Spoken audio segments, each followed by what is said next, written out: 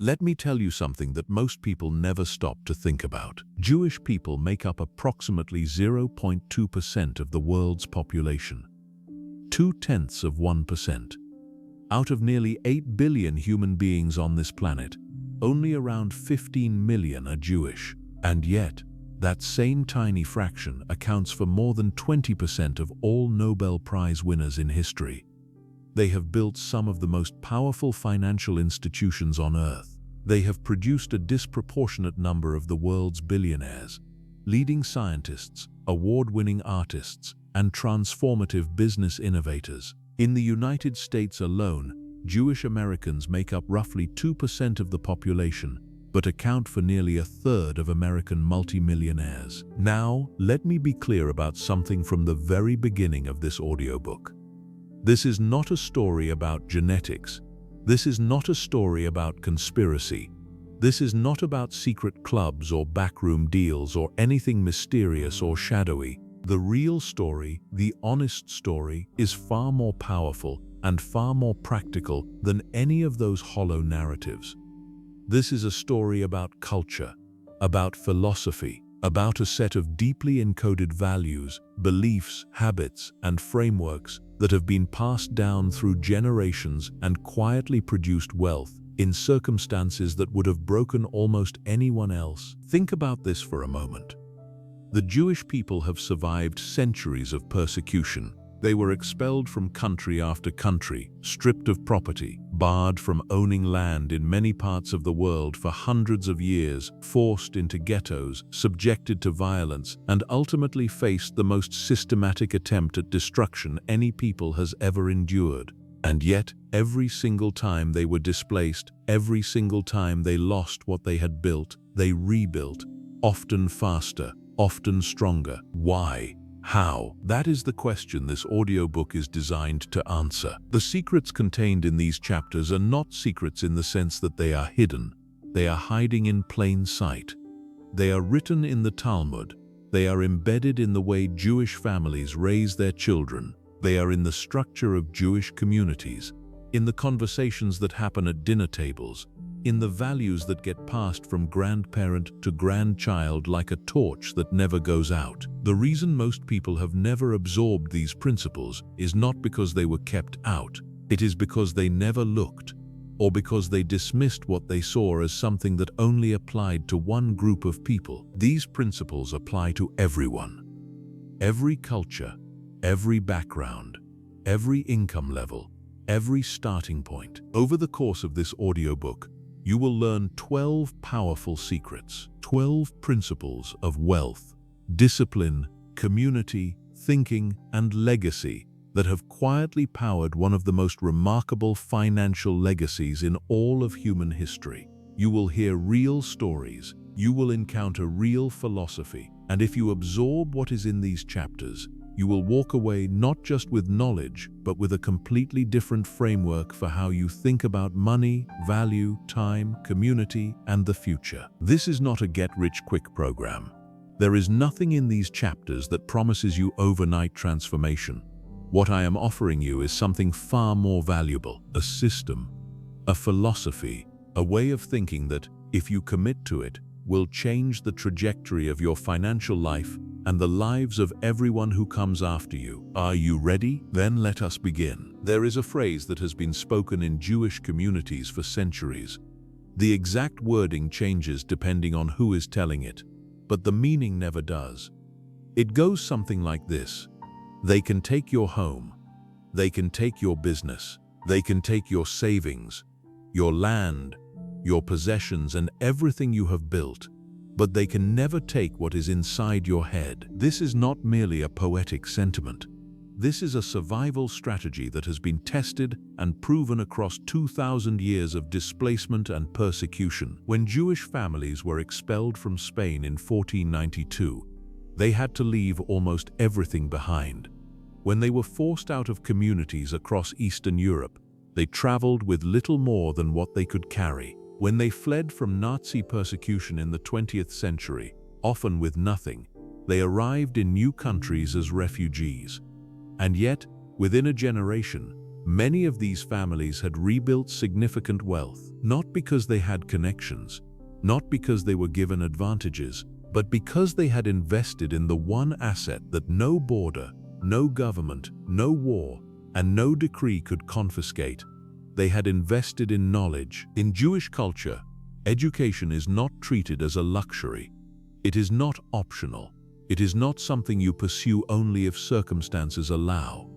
It is the central obligation of life, and it has been that way for thousands of years. The Talmud, the vast body of Jewish law and commentary, explicitly places the obligation of education above almost everything else. Fathers are commanded to teach their sons. Communities are commanded to build schools before they build anything else, even before a synagogue, even before a community center. The school comes first, always. This is secret number one. Education is the foundation of every other form of wealth. Now let us translate this into something practical for your life today. When most people think about education, they think about formal schooling. They think about degrees and diplomas. But the Jewish approach to education is far broader and far more continuous than that. It does not stop at graduation.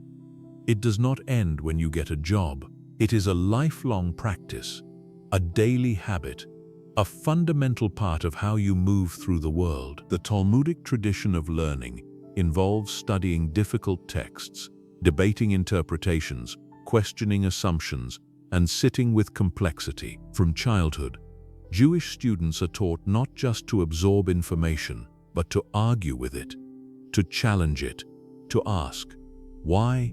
What does this mean? Is there another way to look at this? Who disagrees? And why might they be right? This kind of thinking produces a particular kind of mind, a mind that can identify opportunities others miss, a mind that can navigate complexity without panic, a mind that does not accept the first answer it is given. In business, this is an extraordinarily powerful asset. Consider the statistics.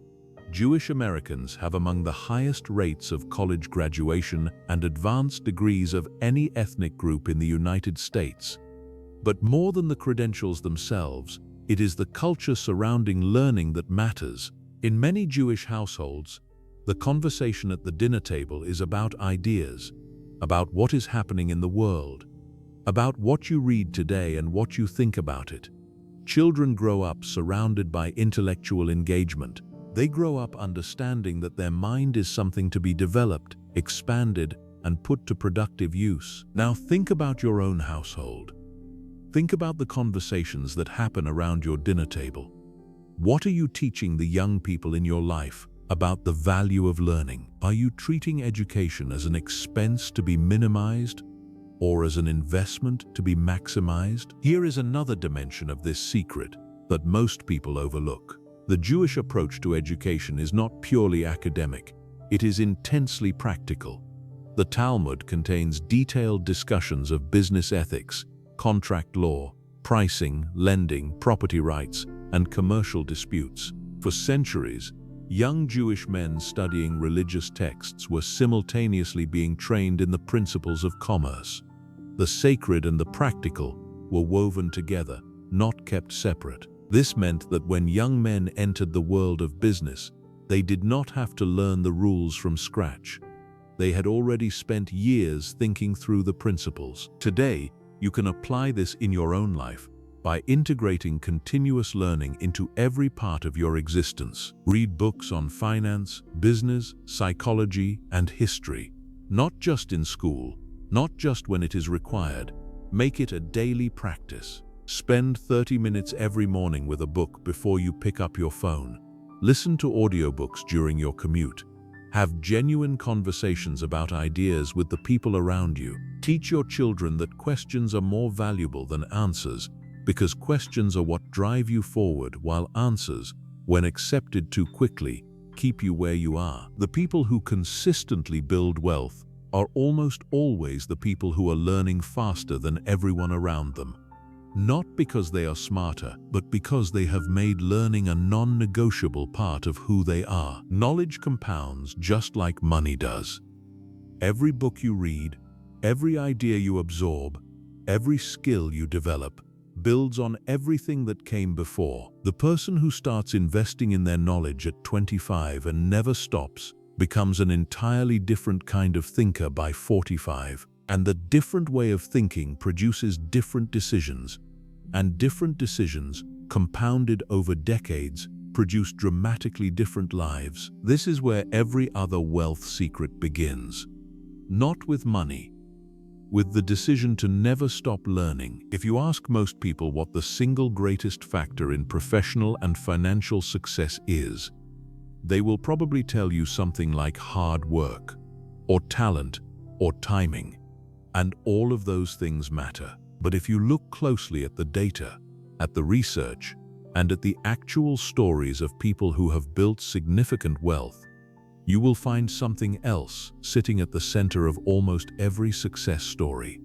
A network, a community, a web of relationships that provided information, opportunity, trust, and support at every critical turning point. Jewish culture has understood this for thousands of years and has built community structures that function as one of the most powerful wealth generation systems ever devised. This is secret number 2.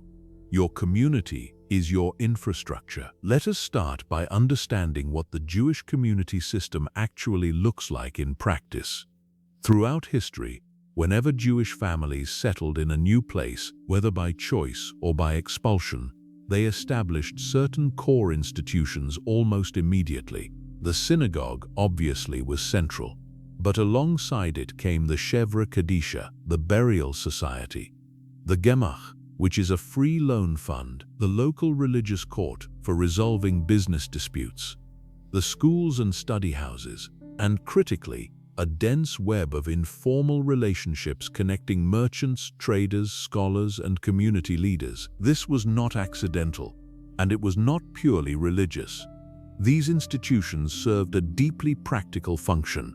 They created a self-contained ecosystem of trust and mutual support that allowed Jewish merchants and business people to transact with each other at lower risk than they could with strangers. Before the days of credit scores and background checks and formal legal systems that actually worked for everyone, trust was the most valuable commercial currency on earth. And within a tight-knit community, trust could be established and maintained through shared values, shared accountability, and shared reputation. Think about what this meant in practice. A Jewish merchant in Amsterdam in the 17th century could do business with a Jewish counterpart in Cairo because they operated within the same value system, observed the same ethical codes, and faced the same community consequences if they cheated or defaulted. This created long-distance trading networks that were centuries ahead of what most other merchants had access to. Information flowed faster, deals closed faster. Trust was assumed where it had to be earned by outsiders. Today, this principle operates in exactly the same way, just with modern tools. Jewish business networks are extraordinarily strong. Organizations like the Young Presidents Organization, which has significant Jewish membership, the various Jewish chambers of commerce, alumni networks of Jewish universities and fraternities, and the dense social fabric of Jewish community centers and synagogues create a matrix of connections that facilitates business, career advancement, investment opportunities, and deal flow in ways that are invisible to outsiders but profoundly tangible to participants. The secret here is not that Jewish people exclusively help other Jewish people. It is that they have built and maintained institutions designed to connect people and create mutual benefit. That infrastructure exists, it is well maintained, and the people within it leverage it constantly and without guilt. Most people have never thought deliberately about building this kind of infrastructure for themselves. They have relationships, yes. They have friends and colleagues, but they do not think of those relationships as a system to be intentionally cultivated, maintained, and deployed in service of shared prosperity. Here is what deliberate community building looks like in practice. First, you must give before you take. The strongest networks are built by people who are known as connectors and contributors.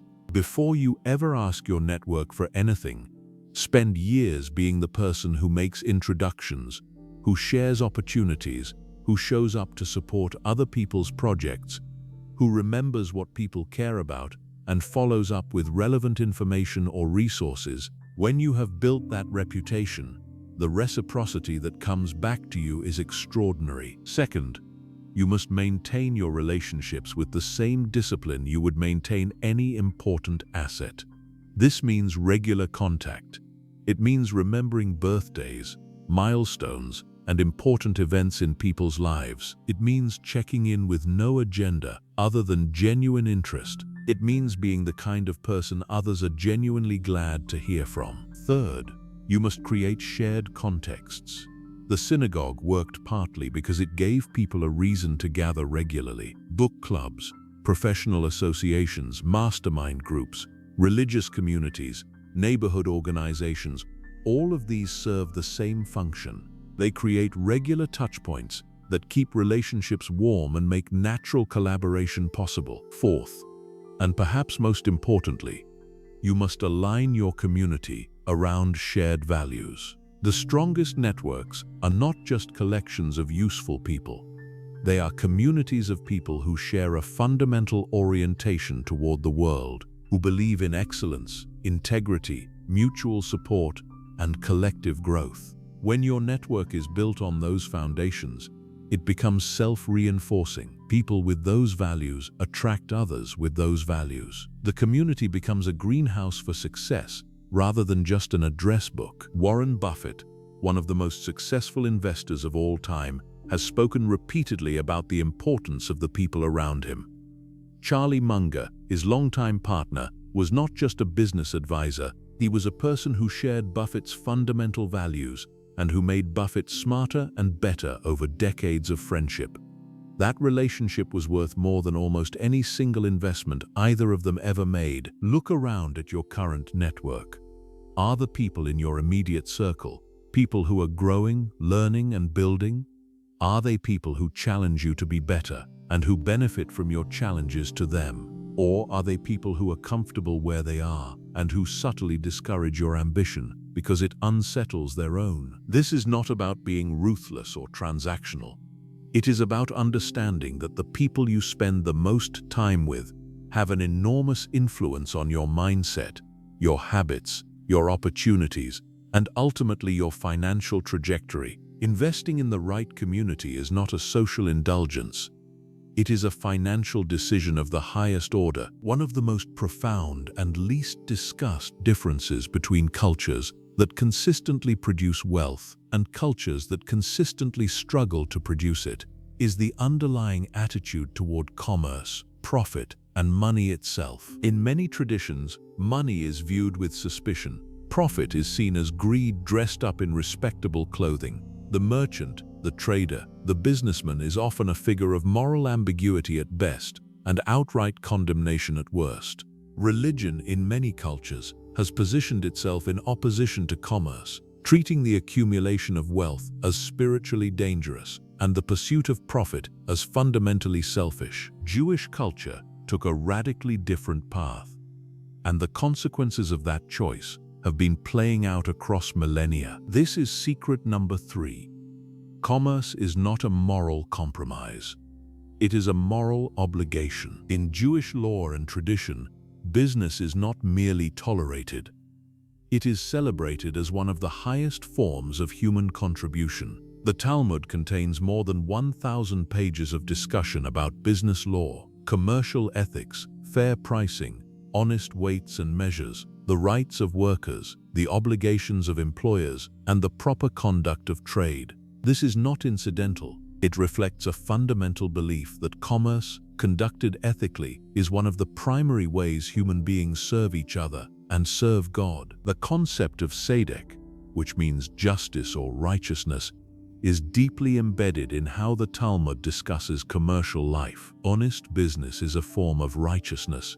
Fair treatment of customers, employees, and partners is a religious obligation, not just a good strategy. But crucially, profit itself is never condemned. The Talmud assumes that people in business are there to earn money. What it regulates is how that money is earned, not whether it is earned. Compare this to cultural frameworks that treat ambition with suspicion and wealth with resentment. When you grow up in a culture that sends the message, consciously or unconsciously, that wanting money is shameful, that pursuing profit is greedy, that wealthy people are corrupt by definition, you absorb a poison that works against your financial growth at every turn. You self-sabotage. You undercharge for your services because charging a fair price feels aggressive.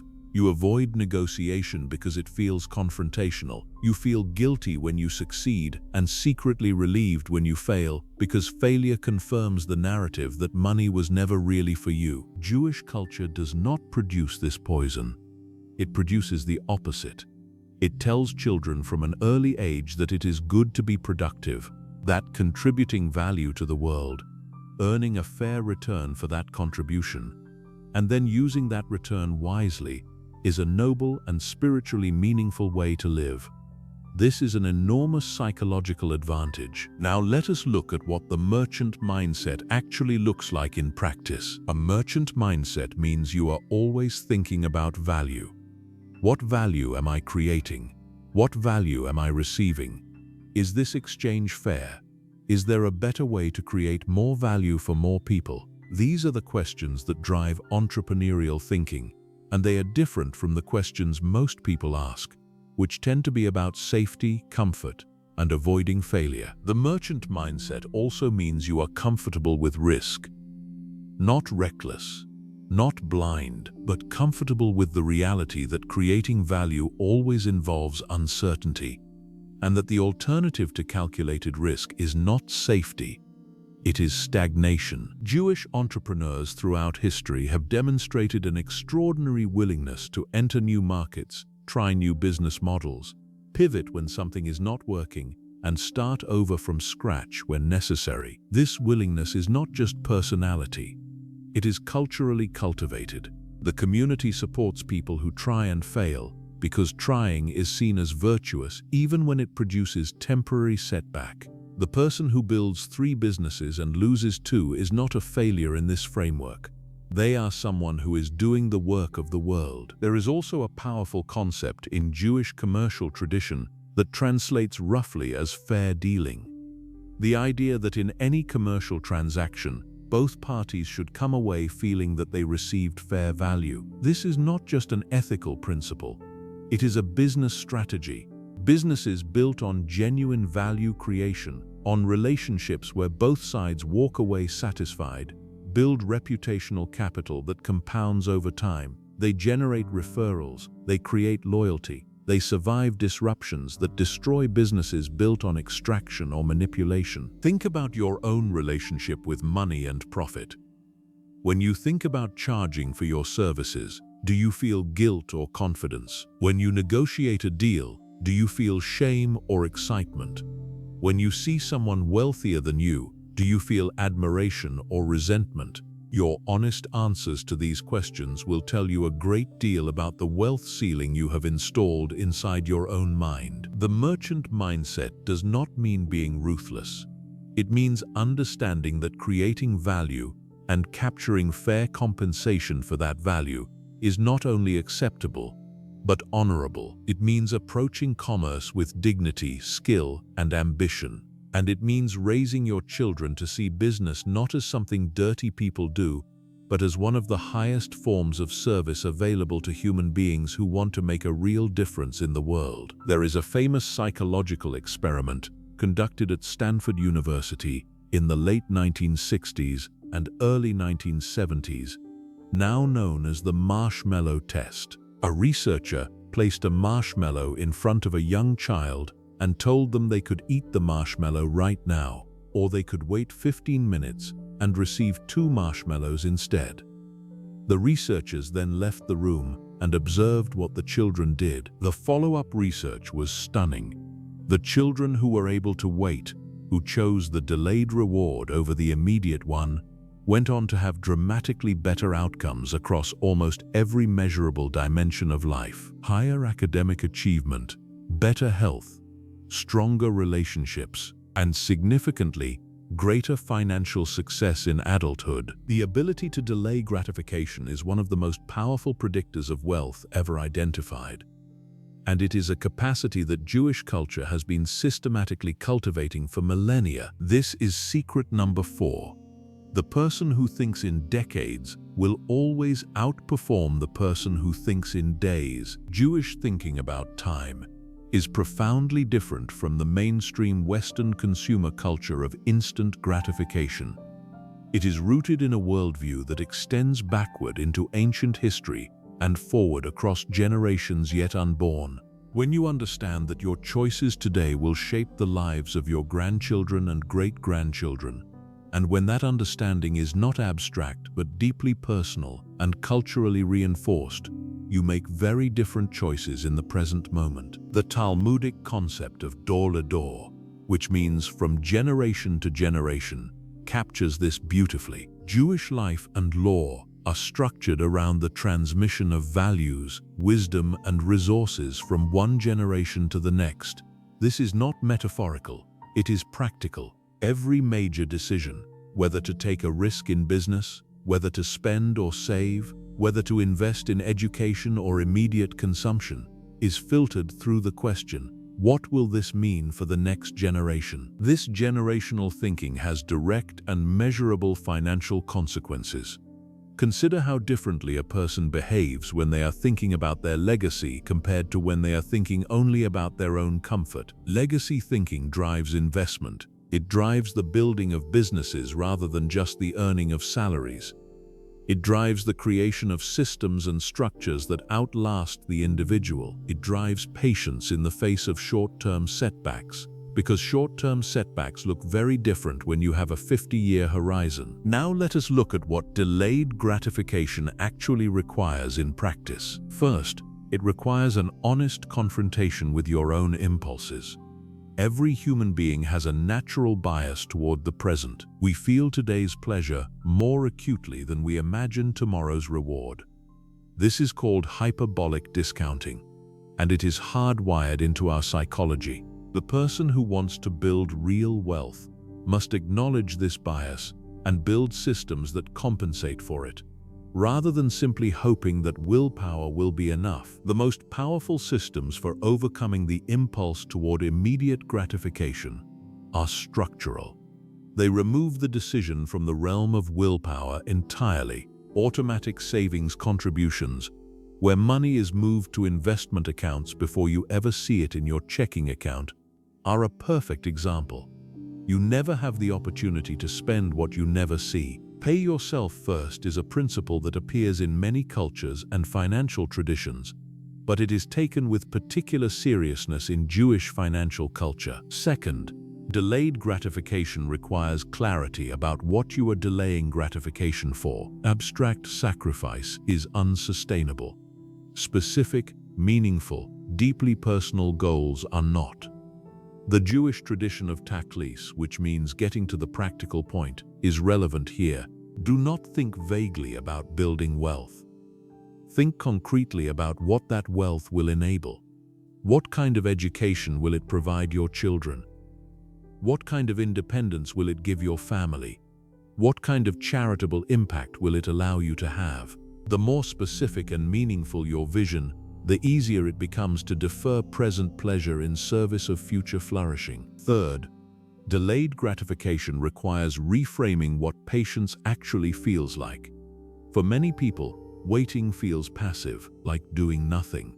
But in the context of investment and wealth building, patience is one of the most active and powerful things you can do. When Warren Buffett holds a stock through a market crash, he is not being passive.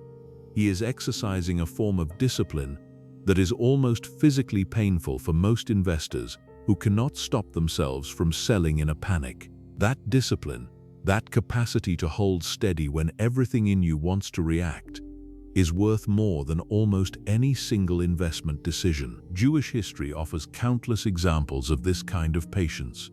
Families that spent decades rebuilding after displacement, not rushing to spectacular gains but steadily accumulating the education, relationships, and capital that would eventually produce prosperity. Businesses built across generations each generation adding to what the previous one left behind, rather than spending the inheritance and starting from zero. There is also something important to be said about what Jewish culture teaches about the relationship between current consumption and future investment. The idea of living below your means is not framed as a sacrifice. It is framed as wisdom, as respect for the future self and the future family, as evidence of discipline and long-term thinking, which are among the highest virtues in Jewish ethical tradition. The person who drives an ordinary car and lives in a modest house while quietly building an investment portfolio is not seen as a failure in Jewish culture. They are seen as smart, as someone playing the long game, as someone worth learning from. This contrasts sharply with the mainstream consumer culture that surrounds most people, where visible spending is equated with success and where the person with the newest car and the biggest house is automatically assumed to be wealthy even if they are one paycheck from ruin. The long game is always the winning game, not because patience is inherently virtuous, but because time is the most powerful force in wealth creation. Compound interest, whether on financial investments or on skills, relationships, or reputation, is the closest thing to magic that the real world contains. But it only works if you give it time. And giving it time requires exactly the kind of patience and long-horizon thinking that Jewish culture has been cultivating for thousands of years. This chapter is going to challenge something you may believe about the relationship between giving and wealth. Most people think about generosity as something that comes after wealth.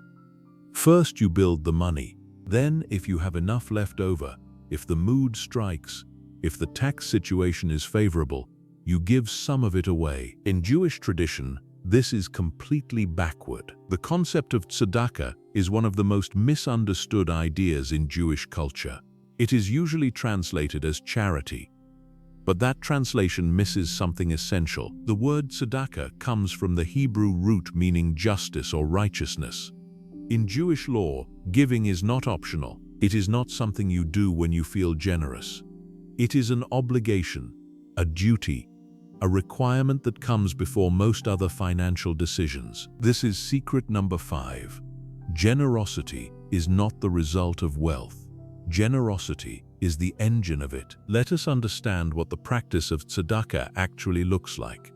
Jewish law traditionally specifies that a person should give between 10 and 20% of their income to charitable causes. 10% is the floor, not the ceiling.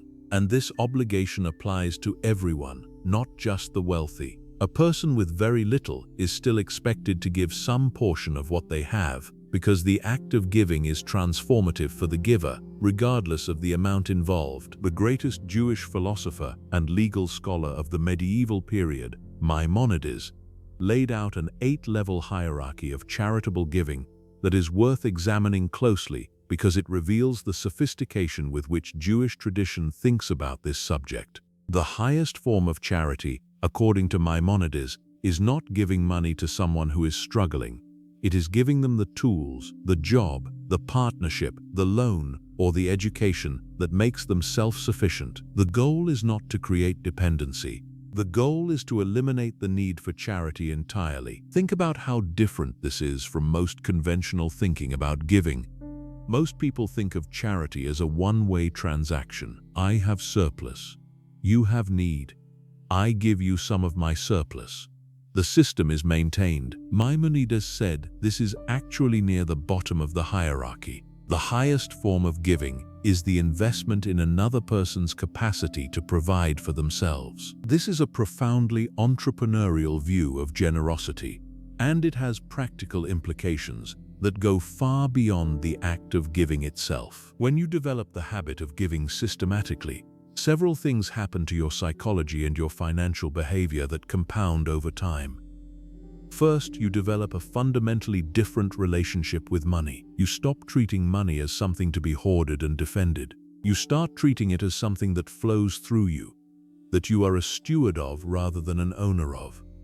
This shift in mental framing has profound effects on how you interact with money in every context, not just in the context of giving. Second, systematic giving forces you to think more carefully and more strategically about how you earn. When you have committed to giving a meaningful percentage of your income, you are motivated to earn more, not to maintain your standard of living, but to increase your capacity to give. This motivation is qualitatively different from the motivation of pure self-interest, and it tends to produce more sustainable and more creative approaches to wealth creation. Third, generosity builds social capital in ways that are almost impossible to quantify, but impossible to deny. The person who is known as genuinely generous, who gives without expectation of return, who contributes to the well-being of their community, generates a quality of goodwill that eventually returns to them in the form of opportunities, introductions, loyalty, and support. This is not why you give, but it is an observable consequence of giving that Jewish communal life has demonstrated for centuries. The philanthropic traditions of Jewish culture are extraordinary by any measure. Jewish philanthropists have endowed universities, hospitals, museums, scientific research institutes, and social welfare organizations at rates that are vastly disproportionate to their percentage of the population. The names on buildings and institutions across the United States and around the world tell this story quietly but unmistakably. And these philanthropic traditions are not the behavior of a culture that treats giving as an afterthought. They are the fullest expression of a culture that has always treated generosity as fundamental to a well-lived and financially successful life. There is one more dimension of tzedakah that deserves attention. It is connected to the concept of hashgacha pratit, or divine providence. In Jewish theology, the belief that God is intimately involved in the details of human life leads to a view of money that is quite different from the view produced by pure materialism. If what you have has been entrusted to you by something greater than yourself, then using it wisely, sharing it generously, and deploying it in service of others is not just good strategy, it is the purpose for which it was given to you. Whether you share this theological framework or not, the behavioral implications are worth considering. The person who believes they are a steward of resources rather than an owner of them will always make different decisions than the person who believes they are entitled to consume everything they earn. Stewardship thinking promotes long-term investment over short-term consumption. It promotes community benefit over individual hoarding, and it produces, paradoxically, more lasting wealth than the mindset it replaces. Give first, give consistently, give strategically, and watch what it does not just to your community, but to yourself. There is a term used in finance called arbitrage.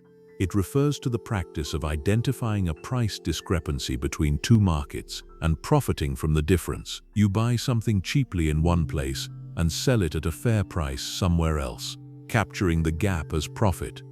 Simple in theory, extraordinarily valuable in practice. But there is a form of arbitrage that is even more powerful than finding price discrepancies in financial markets.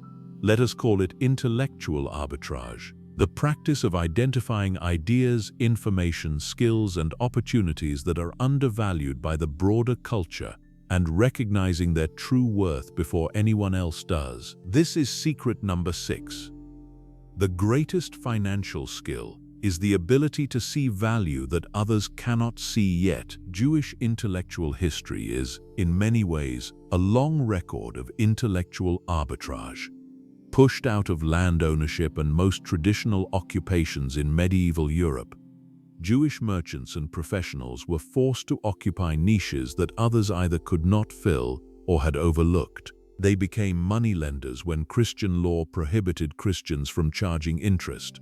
They became long-distance traders when local merchants lacked the trust networks to operate across borders. They became scholars of law and medicine when those professions were among the few open to them. And in each of these niches, they developed levels of expertise and sophistication that eventually became the foundations of significant wealth and influence. This pattern repeated throughout history, not because Jewish people were uniquely clever, but because being excluded from conventional paths forces you to look for unconventional ones, and unconventional paths, precisely because they are less crowded, often contain the best opportunities. Today, the principle of intellectual arbitrage applies to anyone who is willing to look where others are not looking. The most successful investors, entrepreneurs, and business builders of every era have been people who recognized value before the crowd did.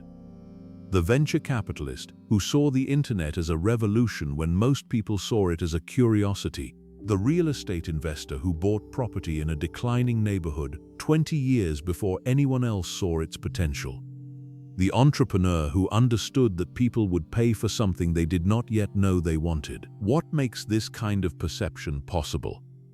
Several things. First, it requires broad knowledge.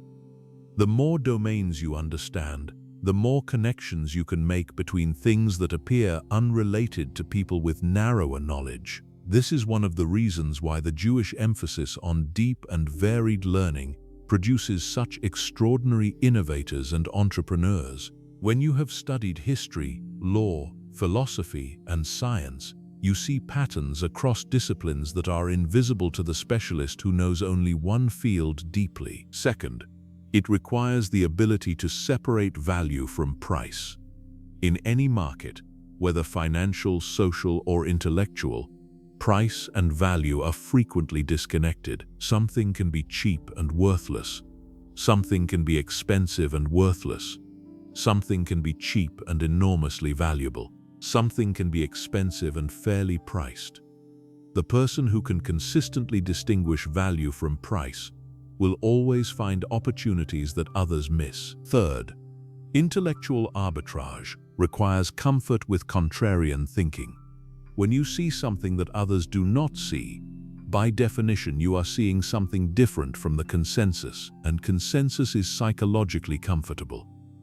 Disagreeing with it feels risky. The person who can hold a conviction that runs against the mainstream, who can say, "I see value here even though no one else does yet," and who can hold that position until the world catches up, is the person who captures the full benefit of the insight. This is why the study of history, which is central to Jewish educational tradition, is so valuable as a financial tool.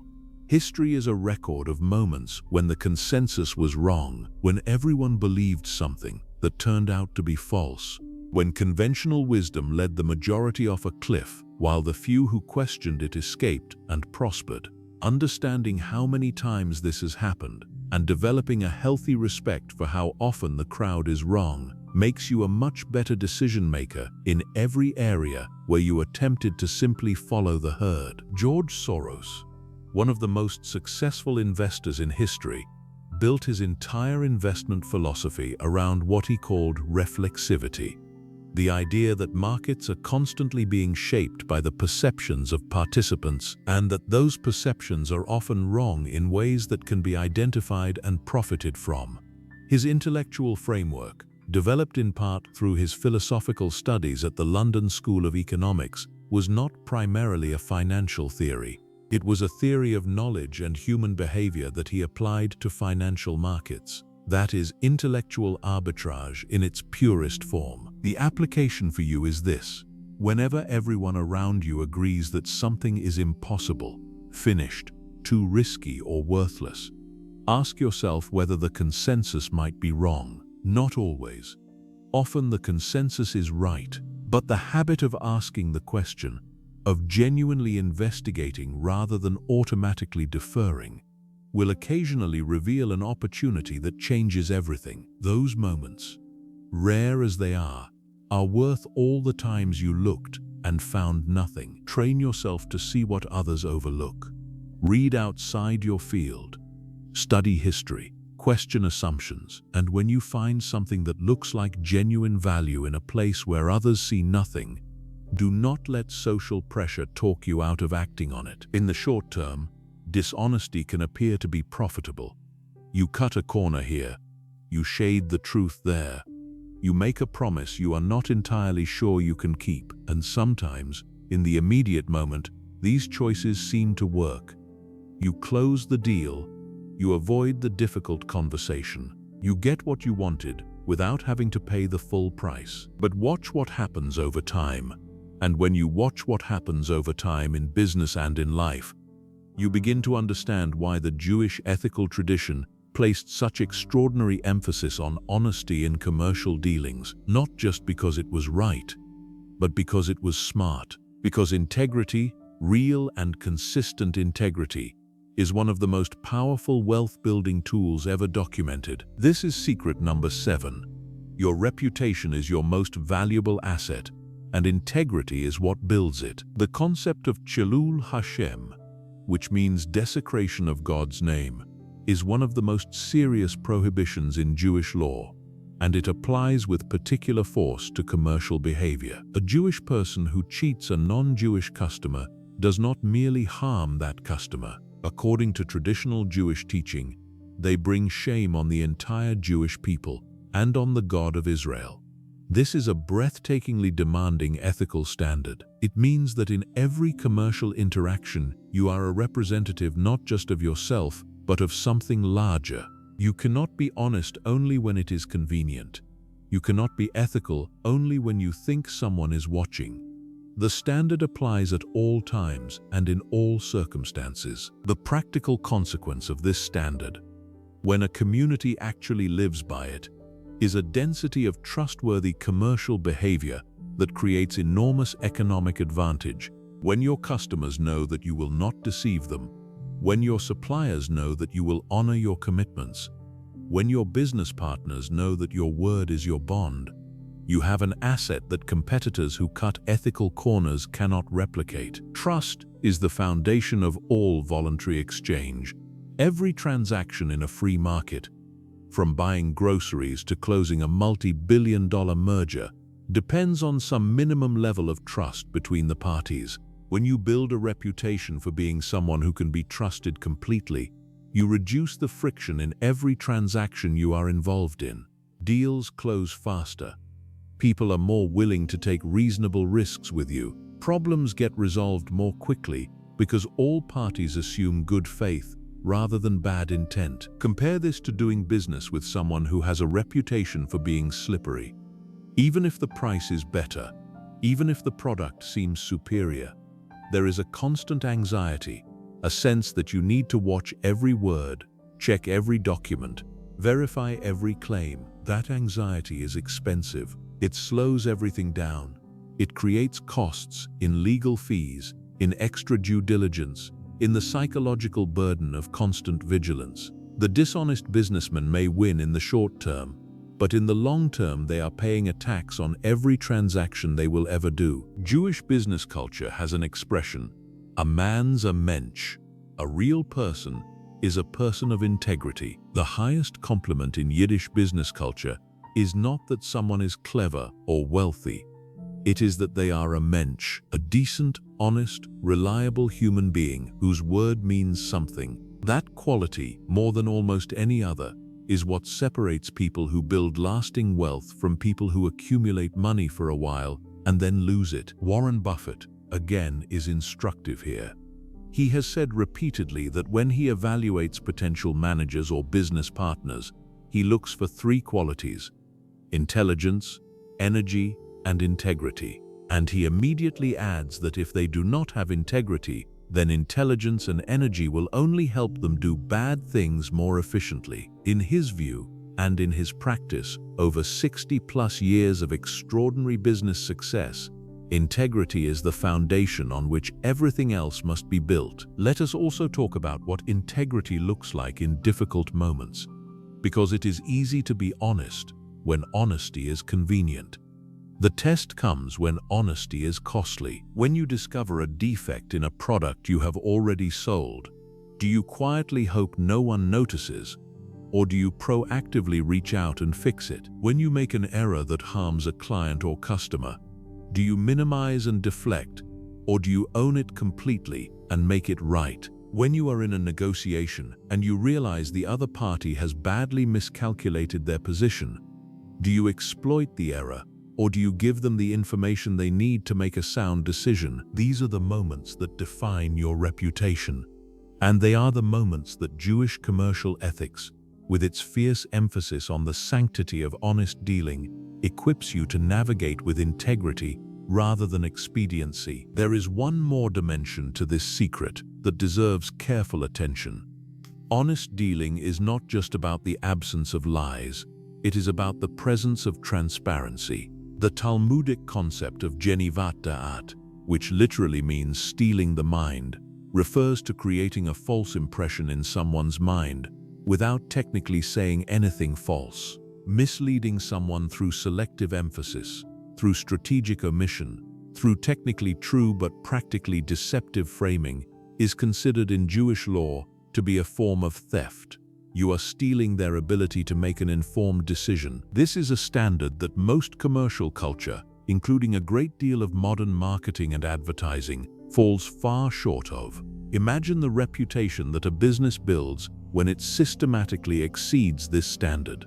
When customers know that what they are told is not just technically accurate, but genuinely complete and fair, that reputation is not built overnight. But once built, it is almost indestructible, and it is worth more than any marketing campaign you could ever buy. There is a joke told in Jewish culture that perfectly captures something essential about the Jewish intellectual tradition.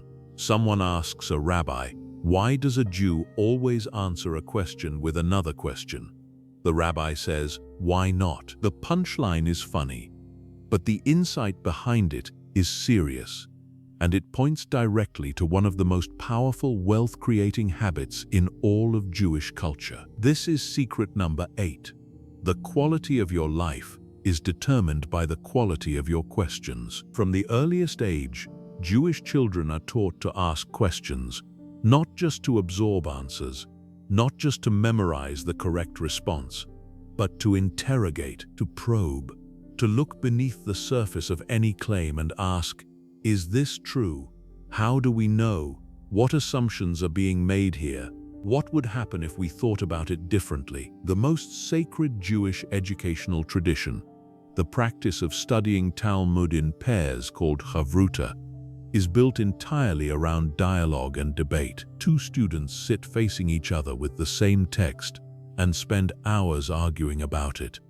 Not to win, not even to arrive at a definitive answer, but to develop their thinking, to understand the material deeply enough to question it intelligently, and to sharpen their reasoning against the resistance of another rigorous mind. This practice, replicated across thousands of years and millions of Jewish students, produces a particular kind of intelligence, not necessarily a faster intelligence, not an intelligence that is better at memorization or test-taking, but an intelligence that is extraordinarily good at seeing problems from multiple angles, identifying hidden assumptions, and generating creative solutions. These are precisely the cognitive skills that produce wealth in a complex economy. The greatest business failures in history almost always have the same root cause. Not bad luck, not insufficient resources, but unquestioned assumptions. Leaders who assumed their market would always be there. Investors who assumed that prices could only go in one direction. Companies that assumed their dominant position was permanent. Questions that were never asked because everyone assumed they knew the answer. The greatest business successes, conversely, tend to be built on questions that other people never thought to ask. Why do taxis have to dispatch by radio and arrive unpredictably? Why do hotels have to own the buildings where guests stay? Why does software have to be installed locally on a single machine? The companies built on these questions, Uber, Airbnb, Amazon Web Services, did not succeed because their founders were smarter than everyone else. They succeeded because their founders were asking different questions. The question habit can be cultivated deliberately, and doing so is one of the highest leverage investments you can make in your intellectual and financial life. Here is how you begin. Start every morning with a question rather than an answer. Instead of opening your day with a task list of things to execute, open it with a genuine question about your business, your career, your investments, or your personal development. Write the question down. Let it sit with you throughout the day. Notice what your mind produces when it is given a real question to work on rather than just a set of instructions to follow. The quality of the question matters enormously. Weak questions produce weak thinking. Strong questions crack things open. The difference between what went wrong today and what assumption am I making that, if it turned out to be false, would explain everything going wrong, is the difference between reactive troubleshooting and genuine insight. Another practice from the Jewish tradition that is worth adopting is the culture of machloket l'shem shamayim, which means disagreement for the sake of heaven. This phrase describes a kind of intellectual conflict that is not about ego or winning, but about arriving at truth. The Talmud preserves minority opinions, dissenting views, arguments on the losing side of debates, not because those positions prevailed, but because the act of wrestling with genuine disagreement is itself valuable. It prevents the intellectual complacency that comes from always agreeing, from being surrounded by people who tell you what you want to hear. Build your own version of this practice. Seek out people who think differently from you, not to convert them to your view, but to genuinely understand how they see the world. Spend time with the person who disagrees with your investment thesis and try to understand not just what they think, but why. Spend time with the person who has succeeded in a way you have not, and ask them to explain their thinking in detail.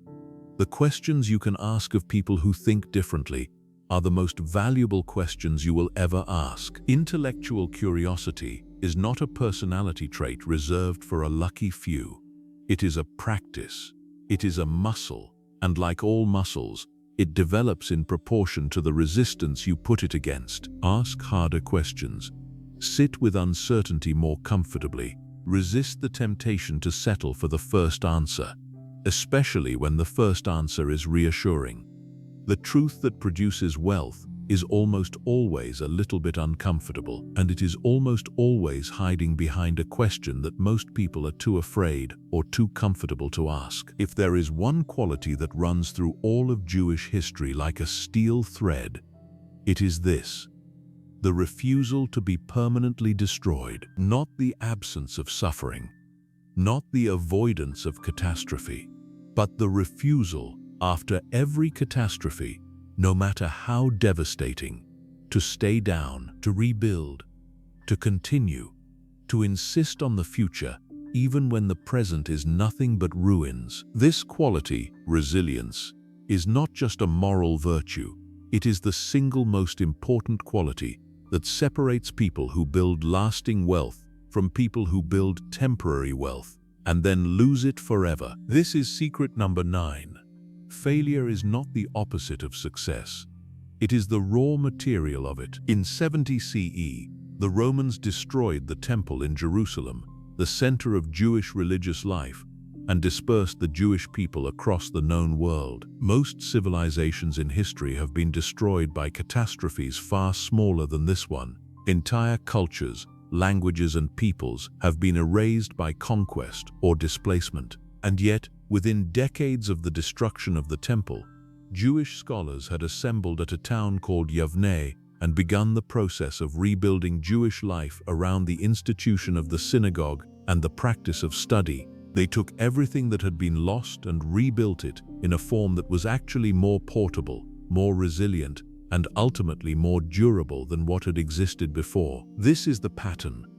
Every time Jewish communities have been displaced, persecuted, stripped of property, or forced to start over, they have rebuilt, and often the rebuilt version was stronger than what it replaced. The forced adaptation produced innovations in community organization, commercial practice, and intellectual life that would never have been discovered without the pressure of necessity. What does this mean for your financial life? It means that your failures are not disasters to be avoided at all costs.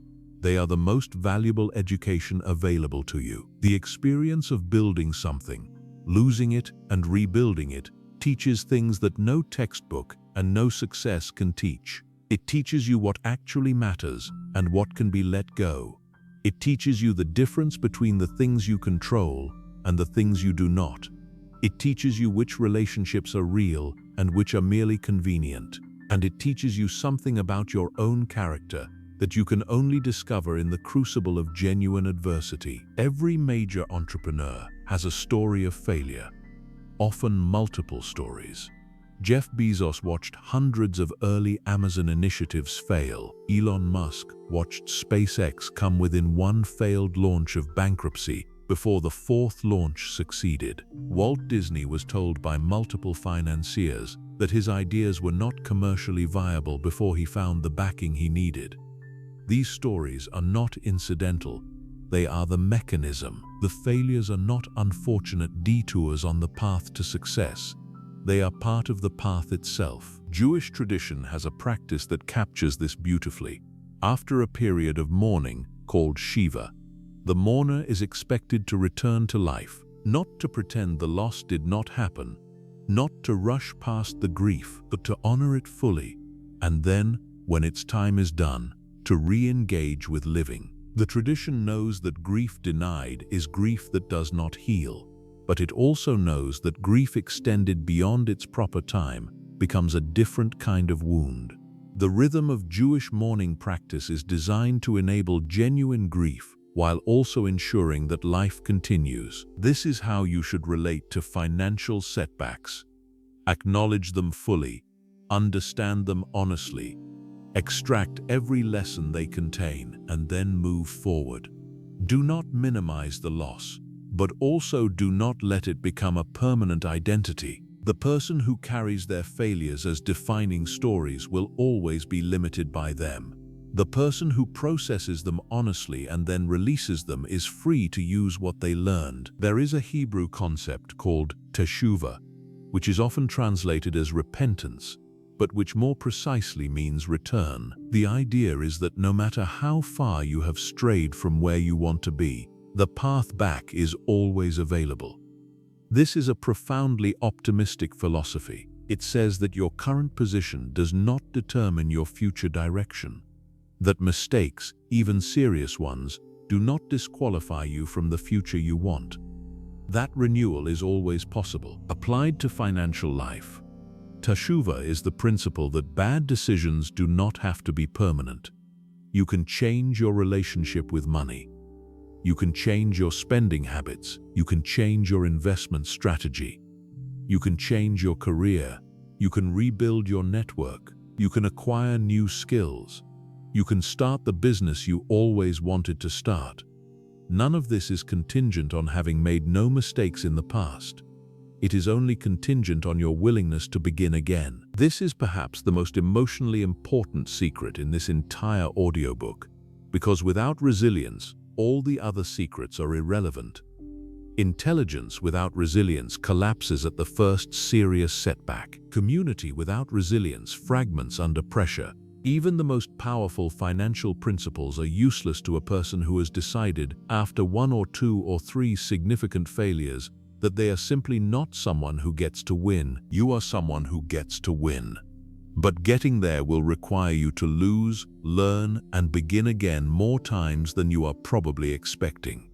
Every person who has built something remarkable has done exactly this. The only question is whether you will join them. We have arrived at the final chapter of this audiobook, and in many ways everything we have covered in the previous chapters has been leading here, because this last secret is the one that ties everything else together. It is the secret that explains why Jewish wealth has proven so durable, so resilient, and so generative across centuries and across catastrophes that should, by any ordinary measure, have obliterated it. The secret is this: the Jewish approach to wealth has never been primarily about the individual. It has always been about the family, about the community, about the generations yet to come. This is secret number 10, and it contains within it the final 2 secrets as well. Building a legacy is not what you do with wealth after you have built it. It is the reason you build it in the first place. And passing on values, not just money, is the highest and most powerful form of inheritance. Let us begin with the concept of legacy, as it is understood in Jewish tradition. In Hebrew, the word for inheritance is Yerusha. But in the deepest sense of Jewish teaching, what gets inherited is not primarily financial. What gets inherited is a way of being, a set of values, a relationship with learning and with community, a sense of responsibility to something larger than the individual self. The financial wealth, when it exists, is merely one component of a much larger transmission that happens from generation to generation. This is why Jewish families who lost everything, repeatedly, over centuries of persecution, were still able to rebuild within a generation. They were not starting from zero. They were starting from the values, the skills, the relationships, and the habits of mind that their parents and grandparents had given them. Those things could not be seized at a border, or burned in a pogrom, or stolen in a financial crisis. They were embedded in how these people thought and moved through the world. The most important thing you can give your children is not money. It is not even education in the conventional sense. It is a framework, a way of looking at the world that enables them to learn, to earn, to give, to build, and to rebuild no matter what circumstances they face. What does that framework look like in practice? It starts with the stories you tell. Jewish culture is extraordinarily rich with storytelling. The Passover Seder, observed every year by Jewish families around the world, is fundamentally a storytelling event. The entire ceremony is designed to make the story of the Exodus vivid and personal for every generation that tells it, including the youngest children at the table. The story is told every year so it will never be forgotten, because a people that remembers its story, that knows where it came from and what it survived, is a people that cannot be permanently defeated. What are the financial stories of your family? The stories of how wealth was built, lost, and rebuilt. The stories of the difficult decisions that shaped your current circumstances. The stories of the values that your grandparents lived by and that created the opportunities you have now. These stories are not just history. They are operating instructions. They tell young people what their family is made of, what they are capable of, and what is expected of them. The second component of the framework is the values that are modeled in daily life. Children do not primarily learn from what they are told. They learn from what they observe. A child who sees their parents live below their means, invest consistently, give generously, treat people honestly, and learn continuously does not need to be lectured about any of these things. The behavior is already being transmitted, silently and powerfully, through the texture of daily life. The third component is the deliberate passing of practical financial knowledge. Many families, including many wealthy families, never talk about money with their children. Money is treated as a subject too adult, too complicated, too uncomfortable, or too vulgar for the dinner table. This is a catastrophic failure of inheritance. Children who grow up without understanding how money works, how investment works, how business works, and how financial decisions compound over time are not equipped to be good stewards of whatever they receive. Jewish tradition does not make this mistake. The Talmudic curriculum, as we noted earlier, includes extensive discussion of commercial law and financial ethics. Parents in Jewish tradition are expected to teach their children how to earn, how to manage what they earn, and how to give from what they earn. This is part of the obligation of parenthood, as fundamental as teaching them to read or to pray. Now let us talk about the concept of dynastic wealth. There is a pattern observable in families that build multi-generational wealth. The first generation builds, the second generation maintains and grows. The third generation often dissipates what the first two built. This pattern, sometimes called shirt sleeves to shirt sleeves in 3 generations, is observed across cultures and across history. In China, it is framed as rice paddy to rice paddy in 3 generations. In Britain, it is clogs to clogs in 3 generations. The phenomenon is nearly universal, but it is not inevitable.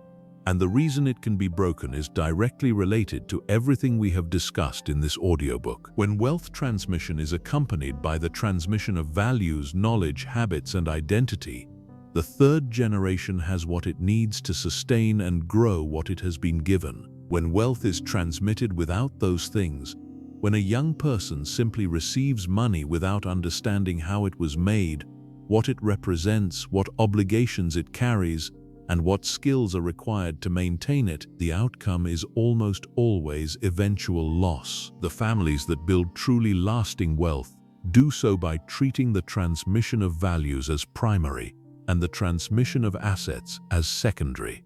The Rothschild family, perhaps the most famous dynasty in Jewish financial history, built their empire not just on financial acumen, but on a family culture of extraordinary discipline, loyalty, education, and shared values that kept 5 brothers in 5 cities coordinating and cooperating across decades. The financial empire was the product of the cultural empire, not the other way around. Think about what you are building right now. Not just in financial terms, but in cultural terms. What are the values of your household? What stories are being told? What behaviors are being modeled? What knowledge is being transmitted? Because here is the truth that all 12 secrets in this audiobook point toward. Real wealth is not a number in a bank account. It is a way of being in the world. It is the capacity to see opportunity, to create value, to deal honestly, to give generously, to learn continuously, to rebuild after loss, and to pass all of these capacities on to the next generation as reliably as you would pass on a fortune. The Jewish financial legacy is not primarily a financial story. It is a story about a culture that figured out how to survive, adapt, and thrive across unimaginable adversity by encoding wisdom into its most fundamental institutions, its families, its communities, its texts, and its traditions. That wisdom is not the property of one group of people. It is a gift to the world, available to anyone willing to study it, absorb it, and live by it. You have now heard the 12 secrets. The first is that knowledge is the only asset that cannot be taken from you, so invest in it above all else. The second is that your community is your greatest financial infrastructure, so build it deliberately and maintain it faithfully. The third is that commerce is a moral good, so approach profit with dignity rather than guilt. The fourth is that patience and long-horizon thinking will always outperform short-term reactivity. The fifth is that generosity is the engine, not the afterthought, of lasting wealth. The sixth is that the greatest skill is seeing value before anyone else does. The seventh is that your integrity is your most valuable asset and the foundation of everything else you will ever build. The eighth is that the quality of your questions determines the quality of your outcomes. The ninth is that resilience, the ability to fail, learn, and begin again, is more important than never failing at all. The 10th is that what you transmit to the next generation in values, knowledge, and identity matters more than what you transmit in money. These are not secrets of one people. They are secrets of wisdom. They have been preserved and practiced by one culture with extraordinary consistency and extraordinary results. But the principles themselves belong to anyone who chooses to claim them. The question now is a simple one. What will you do with what you have heard? The answer to that question is the only thing standing between you and everything these 12 secrets can produce in your life. Build, give, learn, persist. The future belongs to those who are willing to work for it one generation at a time.